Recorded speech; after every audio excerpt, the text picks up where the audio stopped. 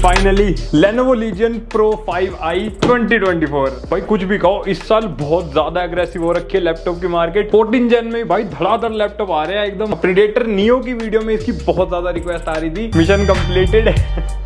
अब रिव्यू करते हैं फटाफट। पूरा खाली। तो एक मिलती है पावर कोड एंड नॉर्मल वाला प्लग है ये, और यहाँ से ऐसा कनेक्टर आता है और इतनी बड़ी पावर ब्रिक है ये 300 वोल्ट्स की। Look at this.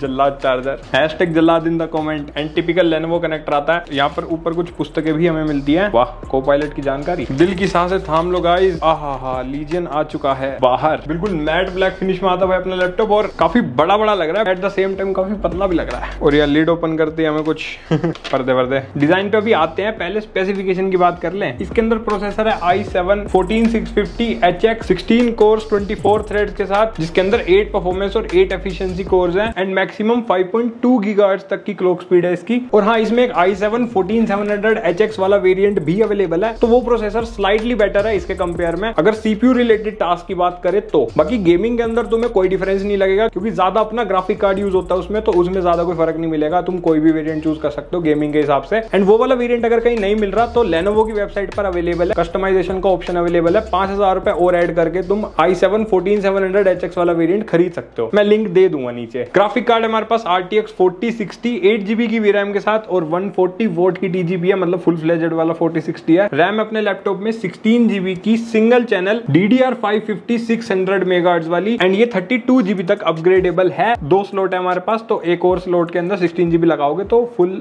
मतलब 32GB तक हो जाएगी। एंड स्टोरेज है इसके अंदर 1TB की Gen 4 SSD, 6000 की रीड और 5000 की राइट स्पीड तक मिल जाती है इसमें, जो कि एकदम फुल फ्लेजेड ही मान सकते हो। SSD के लिए इसमें एक एक्स्ट्रा स्लॉट हमें दे रखा है एंड ऑफिशियली मेंशन्ड है कि 1TB पर स्लॉट अपग्रेड हो जाएगी, बट मेरे हिसाब से सच बताऊं तो 2TB तक भी हो जानी चाहिए, क्योंकि हो जाती है लीजन में जनरली, बट मैं कंफर्म नहीं कह सकता। तो अगर किसी ने करी हो तो प्लीज कमेंट कर देना, बाकी लोगों का भी फायदा हो जाएगा। ऐसे बातें करते रहा करो कमेंट में, बढ़िया लगता है। बाकी कनेक्टिविटी के लिए Wi-Fi 6E और Bluetooth 5.2। और हाँ, MS Office इंक्लूडेड नहीं है, मतलब अगर चाहते हो तो Lenovo की वेबसाइट से कस्टमाइज करके बाय करते वक्त 2000 रुपए और लगा करके इंक्लूड करवा सकते हो लाइफ टाइम के लिए। ट्रायल वर्जन आता है इसके अंदर। बाकी Xbox का गेम पास हमें मिलता है इसमें 3 मंथ्स के सब्सक्रिप्शन के साथ। डिजाइन देखे तो अपर लिड हमारे पास पूरी मेटल बिल्ड में आती है। यहाँ पर साइड में अपना मिरर फिनिश के साथ लीजियन का लोगो आता है, एंड यहाँ पर हमारी साइड में Lenovo की ब्रांडिंग है। बाकी राइट साइड पे हमें एग्जॉस्ट वेंट और कुछ पोर्ट्स वगैरह मिलते हैं। लेफ्ट साइड पर भी एक एग्जॉस्ट वेंट और कुछ पोर्ट्स, बैक साइड पर भी 2 एग्जॉस्ट वेंट मिलते हैं और बहुत सारे पोर्ट्स है बीच में। बाकी नीचे की तरफ हमें पॉलीकार्बोनेट की बिल्ड मिलती है, एंड यहाँ पर अच्छे खासे वेंट्स अपने ओपन है, बीच में भी थोड़े से वेंट्स ओपन कर रखे हैं। बाकी रबर ग्रिप्स की हाइट काफी ज्यादा मोटी मोटी दे रखी है, ताकि एयर फ्लो बढ़िया मेंटेन हो जाए। वैसे अभी जो latest cold front hyper chamber की टेक्नोलॉजी इंट्रोड्यूस करी है, वो अपने इस वाले लीजियन में नहीं है, वो लीजियन 7i और 9i के अंदर दे रखी है। करंटली इस वाले मॉडल में नहीं आती है वो। बाकी थर्मल्स कैसे होंगे वो हम आगे देख ही लेंगे। बाकी एक हाथ से आराम से ओपन हो जाता है। वेट डिस्ट्रीब्यूशन तो बहुत ही सही है भाई। एंड हिंज की बात करें तो बहुत ही तगड़ी क्वालिटी का हिंज लगा हुआ है इसके अंदर, एंड वॉबलिंग तो भाई है ही नहीं, मतलब इसके अंदर बिल्कुल भी वॉबलिंग हमें नहीं मिलती। एंड अपर लिड फ्लेक्स तो बिल्कुल ना के बराबर, मतलब है ही नहीं, बस यही समझ लो। एंड कीबोर्ड के पास भी फ्लेक्स हमें बिल्कुल ना के बराबर मिलता है। लीजियन में फ्लेक्स मिलेगा क्या यार? पैसे भी तो मोटे दे रहे हो यार, ऐसे कैसे? बढ़िया बिल्ड मिलेगी नहीं गारंटी के साथ। वेट देखो इसका 2.4 kg के आसपास का लैपटॉप है अपना, एंड विद चार्जर ये कुछ 3.1 kg के आसपास हो जाता है। गेमिंग लैपटॉप के हिसाब से ठीक है वेट, क्योंकि 16 इंच का भी तो है। बाकी प्रीडेटर से कंपेयर करें तो मुझे हल्का लगा, वो कुछ 3.8 kg का जाके बैठता है भाई। बाकी ओवरऑल लैपटॉप बहुत ही ज्यादा सॉलिड है, तो उसमें कहीं पर भी कॉम्प्रोमाइज नहीं है। एंड हाँ, अपर लिड्स पर अपने फिंगरप्रिंट आ जाते हैं, टाइम टू टाइम साफ करके रखना। ये वाला पूरा एरिया अपना पॉलीकार्बोनेट बिल्ड के साथ आता है, और सही बताऊं लगता नहीं है कि पॉलीकार्बोनेट है, बिल्कुल मेटल ही लगता है। एंड इवन अपना ये जो पूरा साइड वाला पोर्शन है ये पूरा मेटल का है, इस वाली साइड को छोड़ के। तो बेसिकली एक मिक्सचर कह सकते हो, एक तगड़ी बिल्ड क्वालिटी बनाई है इन्होंने भाई, ये तो कहना पड़ेगा। बाकी राइट साइड पे हमें कुछ स्टिकर्स मिलते हैं, और यहाँ Lenovo की ब्रांडिंग भी है। सेंटर में अपना टच पैड, और टच पैड का साइज अच्छा खासा है, एंड क्वालिटी भी बढ़िया है, फीडबैक बढ़िया मिलता है, और फुली टच है, तो आराम से जेस्चर्स वगैरह सब यूज कर सकते हो। एंड कीबोर्ड भी अपना फुल साइज नम पैड के साथ आता है, और ये एक 4 जोन RGB कीबोर्ड है। बैकलाइट की ब्राइटनेस भी अच्छी खासी ब्राइट है, एंड अपने इस कीबोर्ड के अंदर 100% एंटी घोस्टिंग कीज है, मतलब सारी कीज एंटी घोस्टिंग सपोर्ट करती है। एंड इसमें सारी स्वैपेबल कीज है, एक की को उठा के दूसरी जगह पर कस्टमाइज करना हो तो कर सकते हो। वो मैंने अपनी लोक वाली वीडियो में दिखाया था कि कैसे पॉसिबल है वो चीज। तो अगर जानकारी चाहिए तो इस वीडियो के बाद वो वीडियो देख लेना भाई, अभी यहीं रहो। बाकी कीबोर्ड की क्वालिटी भी ओवरऑल बहुत ही अच्छी मिलती है हमें, कीज वीज भी मस्त है, एकदम टेक्टाइल फीडबैक मिलता है, यूज करो तो मजा आ जाएगा एकदम, मतलब यूज करोगे तो। बाकी को पायलट का हमें डेडिकेटेड बटन मिलता है इसके अंदर, और फंक्शन कीज पर भी बहुत सारे शॉर्टकट्स अवेलेबल है। बाकी कीबोर्ड के ऊपर एक पावर बटन मिलता है जिसके अंदर अलग अलग कलर की लाइट जलती है डिपेंडिंग अपॉन जिस मोड में तुम इसे यूज कर रहे हो। FN+Q दबा करके तुम डिफरेंट मोड्स में स्विच कर सकते हो। FN+ स्पेस बार दबा के तुम अलग अलग RGB मोड्स भी इसके चेंज हो जाते हैं हमारे। एंड अगर पूरी तरीके से कस्टमाइज करना है तो Lenovo Vantage वाले सॉफ्टवेयर से कर सकते हो। CPU ओवरक्लॉक कर सकते हैं, अलग अलग थर्मल मोड्स में स्विच कर सकते हैं। एंड एक कस्टम मोड मिलता है जिसके अंदर जाके तुम अपने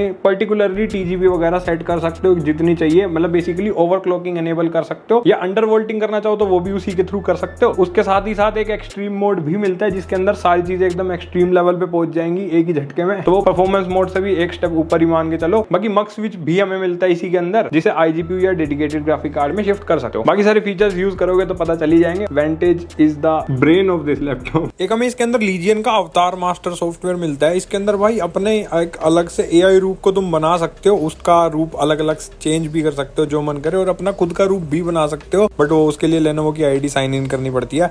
एंड पीछे के बैकग्राउंड चेंज कर सकते हो। एंड यहाँ पर देख सकते हो कि इसको हम एज अ वेब कैम भी यूज कर सकते हैं अलग अलग सॉफ्टवेयर में। जैसे अगर तुम गूगल मीट वगैरह पर मैंने ट्राई किया था तो वहां पर सिलेक्ट करने का ऑप्शन आता है, वहां पर इसे सिलेक्ट कर लो और फिर तुम्हारी शक्ल की जगह ये दिखाएगा। एंड ये फेस वेस को बढ़िया ट्रैक करता है, जैसे जैसे मुंह हिलाओगे जीभ भी बाहर निकालोगे तो सब चीजें बढ़िया काम करती है इसमें। मतलब बढ़िया है, एक AI टूल है। अवतार बनाओ अपना मस्त वाला। पोर्ट की बात करें तो लेफ्ट साइड पे हमें एक USB Type A 3.2 Gen 1 वाला पोर्ट मिलता है और एक USB-C 3.2 Gen 2 वाला पोर्ट। एंड Type-C पोर्ट के अंदर DP 1.4 का सपोर्ट है, बट पावर डिलीवरी का नहीं है अपने इस वाले पोर्ट के अंदर। राइट साइड पे भी एक USB Type A 3.2 Gen 1 वाला पोर्ट मिलता है और एक कैमरा के लिए प्राइवेसी शटर एंड एक अपना हेडफोन माइक जैक कॉम्बो। अरे अभी खत्म नहीं हुए, बहुत सारे हैं भाई। बाकी बैक साइड पे हमें एक RJ45 LAN पोर्ट मिलता है, एक अपना USB-C 3.2 Gen 2 वाला पोर्ट। इस वाले Type-C पोर्ट में अपनी PD 140 वोल्ट तक सपोर्टेड है एंड DP 1.4 का भी सपोर्ट है इसमें। तो ऑन द गो अगर कोई PD चार्जर से तुम अपने इस लैपटॉप को चार्ज करना चाहो 140 वोल्ट तक ये सपोर्ट कर लेगा। 20-25 वोल्ट वाले अपने हल्के चार्जर मत लगाना भाई, थोड़ा अच्छा पावरफुल 60 वोल्ट के आसपास का चार्जर यूज कर लो,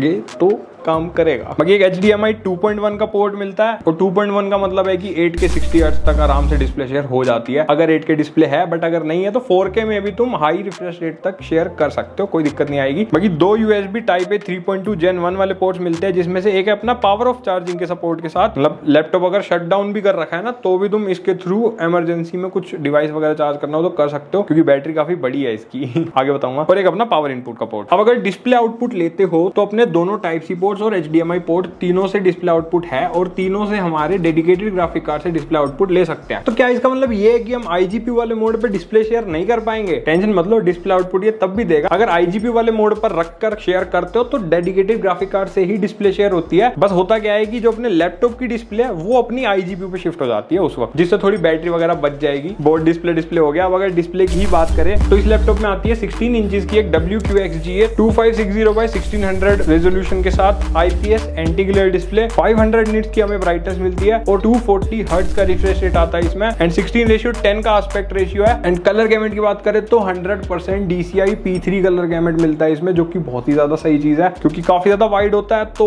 P3 कलर गैमेट जहां दिख गया ना वहां कलर एक्यूरेसी की और कलर ग्रेडिंग की टेंशन खत्म कर दिया करो। और इसकी डिस्प्ले में HDR भी सपोर्टेड है, डिस्प्ले HDR 400 मिलता है हमें। बाकी Dolby vision, NVIDIA G-Sync and low blue light emission है इसकी डिस्प्ले के अंदर। भाई डिस्प्ले इसकी ऐसी है ना, मतलब कलर एक्यूरेसी, कलर ग्रेडिंग वाले कोई भी काम कर लो इसके अंदर सब एक्यूरेट हो जाएंगे। और अगर कंटेंट कंजम्पशन करते हो भाई नेटफ्लिक्स एंड चिल सब एक नंबर तगड़े तरीके से हो जाता है। नशा है भाई इसकी डिस्प्ले में, सच बता रहा हूँ। और 500 निट्स की ब्राइटनेस का ये फायदा है कि आउटडोर में भी तुम काफी हद तक इसे यूज कर पाओगे। एंड एंटी ग्लेयर है तो रिफ्लेक्शन का भी डर खत्म। वेब कैम है अपने पास 1080p वाला, क्वालिटी हमें कुछ ऐसी मिलती है इसके 10 इंच वाले वेब कैमरा की। माइक भी इसी का यूज हो रहा है, तो नॉइज कैंसलेशन कैसी है। ऊपर अभी सिर्फ पंखा चल रहा है, एसी मैंने नहीं चला रखा है। बाकी मेरे को इसकी क्वालिटी ऐसी कुछ अच्छी लगी नहीं, मैंने जब खुद सुन के देखा था। बाकी एक बार खुद तुम अपने भी विचार बता देना नीचे कमेंट में। और हाँ, इस वाले लैपटॉप में हमें कोई AI फीचर नहीं मिलते कैमरा के साथ, जो अभी मैंने Slim 5 वाली वीडियो में भी दिखाते और जो बाकी लैपटॉप में मैंने दिखाया जो AI के आजकल नए नए फीचर आ रहे हैं ना, बैकग्राउंड ब्लर करने वाले, तो वो सब इसमें अभी नहीं आए हैं। मे भी हो सकता है बाद में अपडेट के साथ आ जाए, फिलहाल तो नहीं है।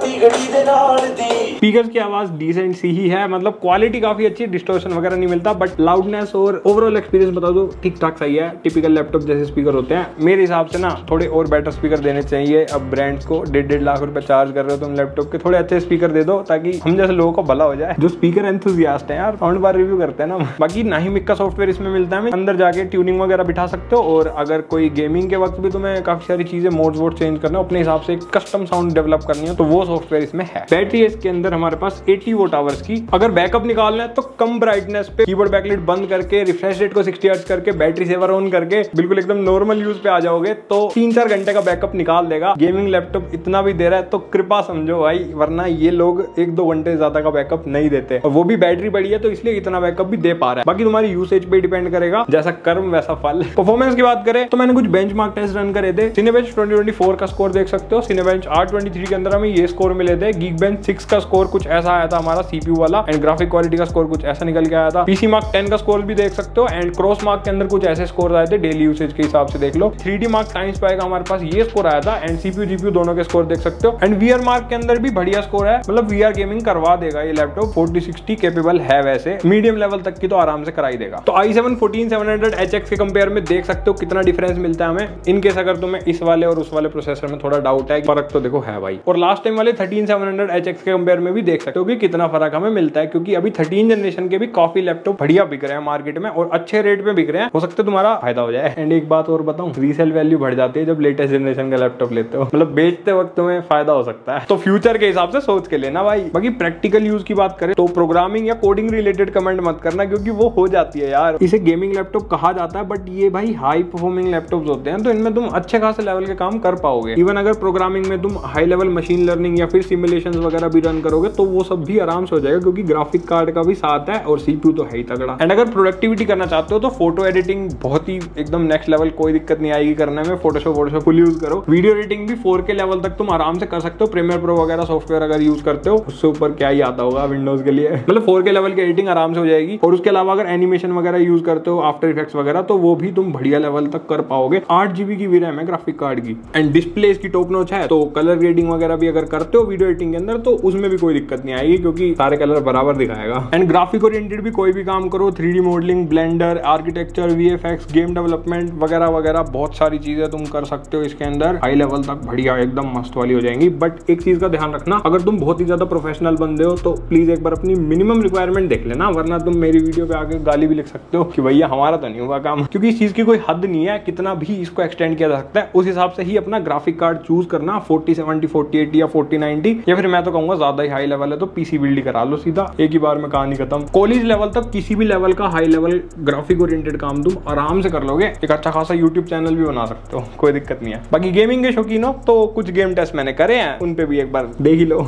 तो पहले हमने CS2 टेस्ट किया, वेरी हाई प्रीसेट था बिल्कुल एकदम, और 1600p रेजोल्यूशन था। सारे गेम 1600p पर ही टेस्ट करे हमने। एंड यहाँ FPS देख सकते हो 120 130 तक जा रहे हैं हमारे, 140 तक मैक्सिमम टच हो गए। अब काफी ज्यादा ग्राफिक इंटेंसिव बन गया भाई ये गेम, क्या करे।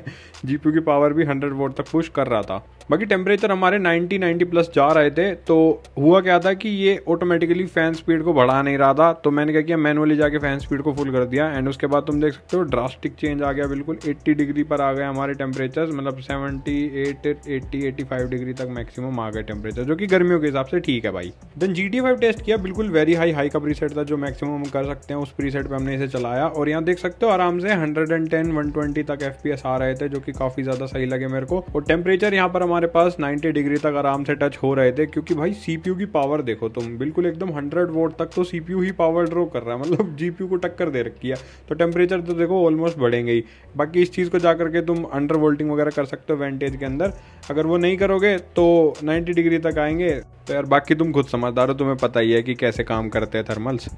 देन फार क्राई 6 टेस्ट किया हमने अल्ट्रा प्रीसेट के ऊपर। एंड यहाँ देख सकते हो तुम्हारे सामने है कि जैसे ही अपनी CPU की वोल्टेज 80-85 वोट के आसपास आ गई, तो यहाँ टेम्परेचर भी अपने 78-80 डिग्री हो गए। तो अब समझ आ गया होगा मैं क्या कहना चाह रहा था। एंड उसके अलावा यहाँ पर FPS हमारे पास बिल्कुल सही आ रहे हैं भाई, अल्ट्रा के हिसाब से 80 FPS तक बिल्कुल सही है। एंड ग्राफिक वोल्टेज भी देख सकते हो 95 वोट्स तक पुश हो रही है आराम से। देन हमने RDR2 टेस्ट किया, एंड यहाँ पर भी अल्ट्रा प्रीसेट था और 1600p रेजोल्यूशन था। तो जिसको भी डाउट आ रहा है ना कि FPS तो 3050 निकाल देगा हमारे, ये भाई रेजोल्यूशन ध्यान रखना। अगर मैं 1080p पे टेस्ट करूंगा तो आराम से 80 90 100 FPS आ जाएंगे। तो 50-60 FPS हमारे 1600p के हिसाब से सही आ रहे हैं इसके अंदर। बाकी CPU की वोल्टेज इसमें काफी कम यूज हुई है, तो टेम्परेचर देख सकते हो 70-72 डिग्री तक पहुंच गए, तो मतलब वही चीज है। और GPU की जो वोल्टेज है वो 100 वोट से ज्यादा नहीं गई हमारे इस वाले गेम में भी। देन वैलोरेंट टेस्ट किया फुल हाई सेटिंग्स पे, ये भी 1600p रेजोल्यूशन था। एंड इसके अंदर हमारे पास देख सकते हो कि CPU की वोल्टेज चली गई 100 वोट से ज्यादा भाई, मैक्सिमम मैंने 107 वोट तक देखा है। तो भाई टेम्परेचर बढ़ गया लैपटॉप का, 90-95 डिग्री तक पहुंच गया। तो मैं यही रेकमेंड करूंगा अगर तुम्हें ज्यादा हीट हो रहा है लैपटॉप गर्मियों की वजह से, तो भाई अंडर वोल्टिंग कर लेना, मतलब इसकी वोल्टेज वगैरह कस्टम वाले मोड में जाके चेंज कर लेना, नहीं तो भाई कूलिंग पैड यूज कर लेना अगर ऐसे वैलोरेंट CPU इंटेंसिव गेम जो है उनमें अगर टेम्परेचर हाई जाता है तो, क्योंकि ये पागलों की तरह पावर पुश कर रहा है, इसको पता ही नहीं है कि टेम्परेचर कहाँ जा रहे हैं। देन हमने गॉड ऑफ वॉर टेस्ट किया अल्ट्रा प्रीसेट के ऊपर, और यहाँ पर DLSS ऑन और ऑफ करके देख सकते हो साइड बाय साइड की कितना ज्यादा फर्क पड़ता है। 10 से 15 FPS हमारे आराम से बूस्ट हो गए थे भाई। एंड वैसे भी ओवरऑल अल्ट्रा FPS के हिसाब से सही आ रहे हैं। बाकी टेम्परेचर और बाकी सारी चीजें स्टैट्स तुम्हारे सामने साथ साथ देखते रहो भाई। देन हॉगवर्ट्स लेगेसी टेस्ट करा हमने, क्योंकि रिक्वेस्ट आती रहती है कमेंट सेक्शन में, एंड ये भी अल्ट्रा प्रीसेट पे था। और साइड बाय साइड DLSS के हिसाब से देख सकते हो क्या डिफरेंस आ रहा है भाई। GPU इस वाले गेम में 110 वोट्स तक चला गया, मतलब पावर खींच ली इस गेम ने, कुछ भी कहो। बाकी स्टैट्स तुम्हारे सामने है तो अपने हिसाब से कंपेयर कर लो, 10-15 FPS का फर्क तो इस वाले गेम में भी आ गया। देन हमने COD वॉरज़ोन टेस्ट किया, एक्सट्रीम प्रीसेट था भाई, और यहाँ DLSS के साथ साथ देख सकते हो कि कितना डिफरेंस हमें मिल रहा है। इसमें CPU GPU की वोल्टेज हमारी 80 वोट्स के आसपास दोनों की बैलेंस चल रही थी, इस वजह से टेम्परेचर भी बहुत ज्यादा हाई नहीं गए। 75-76 डिग्री तक टेम्परेचर आ रहे थे, मैक्सिमम 80 डिग्री। और बाकी डिफरेंस अच्छा खासा मिल रहा था भाई DLSS से यार, मतलब 30-40 FPS का फर्क आ गया, काम तो बढ़िया कर रहा है। Then Spiderman Miles Morales test किया वेरी हाई प्रीसेट पे, एंड यहाँ DLSS और फ्रेम जनरेशन ऑफ और ऑन करके साइड बाय साइड देख सकते हो कि कितना फर्क आता है। वही 40-50 FPS बढ़िया एकदम बूस्ट कर ही देता है फ्रेम जनरेशन की बदौलत, कृपा है भाई उसकी। बाकी सारे स्टैट साइड बाय साइड देख लो भाई कितना यूसेज हो रहा है, टेम्परेचर हर चीज का। देन हमने रे ट्रेसिंग को भी हाई पर कर दिया, और वेरी हाई प्रीसेट तो था ही अपना। एंड यहाँ देख सकते हो रे ट्रेसिंग के साथ DLSS फ्रेम जनरेशन ऑन करते हैं तो भाई बिल्कुल एकदम 100 तक FPS जा रहे हैं, जो कि बहुत ही एक सही चीज है। रे ट्रेसिंग पर 100 FPS लेना बड़ी बात है भाई। एंड टेम्परेचर वगैरह सब चीजें मेरे को ऑप्टिमाइज लगी पूरे गेम के अंदर। देन साइबर पंक टेस्ट किया अल्ट्रा प्रीसेट पर, और यहाँ DLSS फ्रेम जनरेशन ऑन करके साइड बाय साइड देख सकते हो कितना फर्क आ रहा है। और यहाँ पर एक चीज मैंने नोटिस करी कि GPU की वोल्टेज 115 वोट्स तक चली गई, जो कि एक बहुत ही अच्छी चीज है। चीज तो क्या ही है, मतलब टेम्परेचर बढ़ा दिया बस इसने। बाकी ठीक लग रहा है, FPS अपने पास सही आ रहे हैं, 15-20 FPS का डिफरेंस आ रहा है। देन रे ट्रेसिंग को भी अल्ट्रा पे कर दिया, तो बिना फ्रेम जनरेशन है और DLSS के तो प्लेएबल नहीं था, 20-30 FPS आ रहे थे, बट उसके साथ हमारे 60 FPS का गेम प्ले चल गया। तो मतलब रे ट्रेसिंग अल्ट्रा अगर फ्रेम जनरेशन है तो काम हो जाएगा। अब अगर फाइनल बातचीत करें तो मेरी लास्ट प्रीडेटर नियो वाली वीडियो के अंदर काफी लोगों ने इस वाले लैपटॉप के बारे में पूछा कि भैया कंपेयर कर दो कि कौन सा ज्यादा बेटर है। मैं सही बताऊं, थोड़ा सा मैं खुद भी कंफ्यूज हूं, क्योंकि ऑलमोस्ट हर चीज दोनों के अंदर तगड़ी मिलती है। बिल्ड क्वालिटी से लेकर के थर्मल्स या फिर तुम कुछ भी कह लो, परफॉर्मेंस वगैरह बहुत ज्यादा तगड़ी आती है दोनों की निकल के। बट स्लाइटली फर्क है दोनों के अंदर थोड़े थोड़े। दोनों की प्राइसिंग भी ऑलमोस्ट सेम है, 1.5 लाख के आसपास। अगर सेम CPU GPU वाले लेते हो तो इस वाले प्रोसेसर के साथ अगर लीजियन लोगे तो थोड़ा सा सस्ता है, बट गेमिंग में तुम्हें एज सच कोई फर्क नहीं मिलेगा 14700 और 14650H वाले वेरिएंट्स में लीजियन की अगर बात करें। बाकी डिस्प्ले में हाँ थोड़ा सा फर्क आता है हमारे प्रीडेटर में और इसमें। उसके अंदर हमें HDR का सपोर्ट नहीं मिलता, इसकी डिस्प्ले में हमें HDR का सपोर्ट मिलता है। कि डिस्प्ले मुझे प्रीडेटर से थोड़ी सी बेटर ही लगी। एंड हाँ एक चीज और, प्रीडेटर के अंदर हमें 165 हर्ट्ज मिलता है अगर i7 वाले वेरिएंट की बात करें, बट इसमें हमें i7 वाले वेरिएंट में 240 हर्ट्ज का रिफ्रेश रेट दे दिया, जो कि अगर ई स्पोर्ट्स गेमिंग कोई करता है तो उसके लिए काफी ज्यादा एक बेनिफिशियल चीज हो जाएगी। बाकी सही बताऊं, अपनी नेक्ड आई से तुम ऐसे कोई फर्क बता नहीं पाओगे 165 और 240 में, ये बस नंबरों का ही गेम रह जाता है अपने आंखों के सामने। बाकी ओवरऑल दोनों ही लैपटॉप तगड़े हैं। बस हमें लीजियन में एक फायदा मिलता है कि इसे तुम अपने हिसाब से कस्टमाइज करके बाय कर सकते हो, जहां पर हो सकता है तुम्हें थोड़े बहुत बेनिफिट मिल जाए या हो सकता है थोड़ी कॉम्पिटिटिव प्राइसिंग मिल जाए कंपेयर टू प्रीडेटर। तो मैं ना दोनों के लिंक डाल दूंगा डिस्क्रिप्शन में, अपने हिसाब से ना कस्टमाइज वगैरह करके सब चीजें करके कंपेयर कर लेना कि तुम्हें कौन सा ज्यादा सस्ता पड़ रहा है। बाकी अगर डेडिकेटेड वीडियो चाहते हो इन दोनों का एकदम ढंग से खोद के मैं डिफरेंसेस निकालूं तो वो भी बना देंगे, वरना अभी अगर अर्जेंटली बाय करना है तो दोनों की वीडियो देख करके अपने आप से कंपेयर कर लेना, फिर अपना डिसीजन ले लेना आराम से, कोई दिक्कत नहीं है, कोई जल्दबाजी मत करना, 1.5 लाख का सवाल है। बाकी कोई डाउट हो तो कमेंट कर देना, मैं या जनता दोनों में से कोई ना कोई कोशिश पूरी करेगा तुम्हारे साथ देने की। और मजा आया तो लाइक कर देना, सब्सक्राइब भी करके जाना भाई, इतना प्यार बरसा रहे हो तो लाइक सब्सक्राइब भी कर दिया करो। बाकी हम मिलेंगे ऐसी किसी मस्त वीडियो के साथ, तब तक के लिए बाय बाय।